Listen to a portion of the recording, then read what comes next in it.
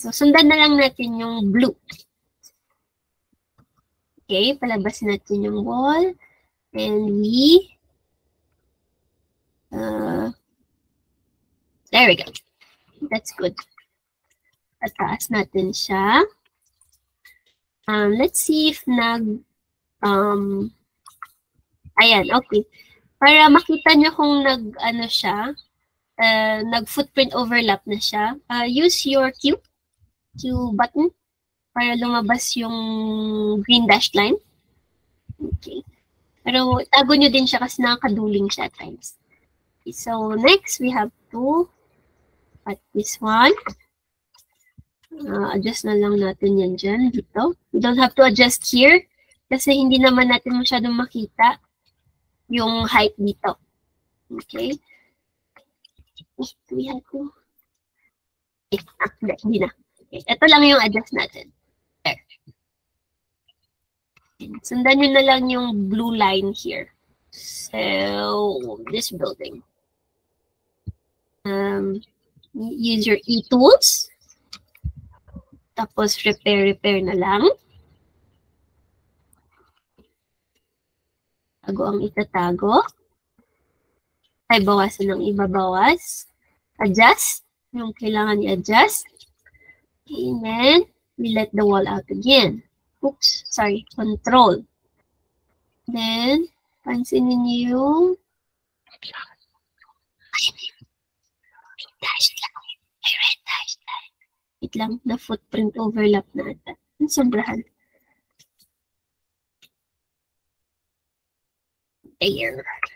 This is good. Did it overlap? And overlap pa rin. Bang. Bawasan na lang natin. Here. Okay. I think this is good. Ay, ito kasi. Okay. I think this is supposed to be another layer. I'm a cut.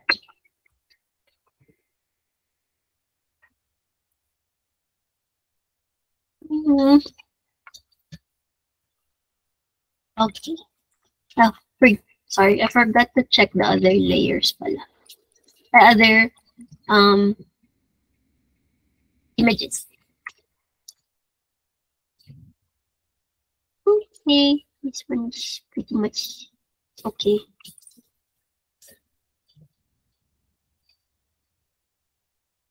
Okay, next. Ito is layer.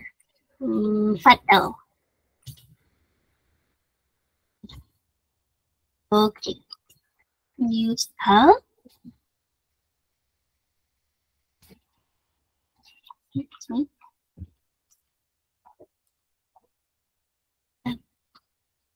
Supposed to be there. And then adjust. Okay. Ay, wrong. Ano ba? Yeah. Okay. Okay. Next, this layer. So, dito tayo mag-H. That was the shape. Okay. That's good enough. Malabo eh, so you don't have to adjust that much.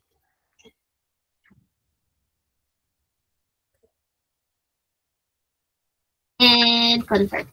Now, ito, kailangan natin i-group kasi sila yung sila yung magkasamang layer. Magkalayo naman sila nito. And then this one, we group. Okay?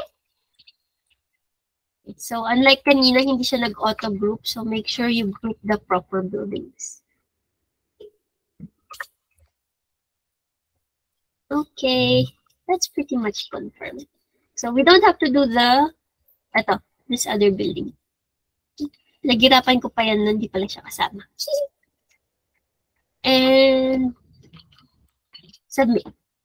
I think the last task is yung may square, madalas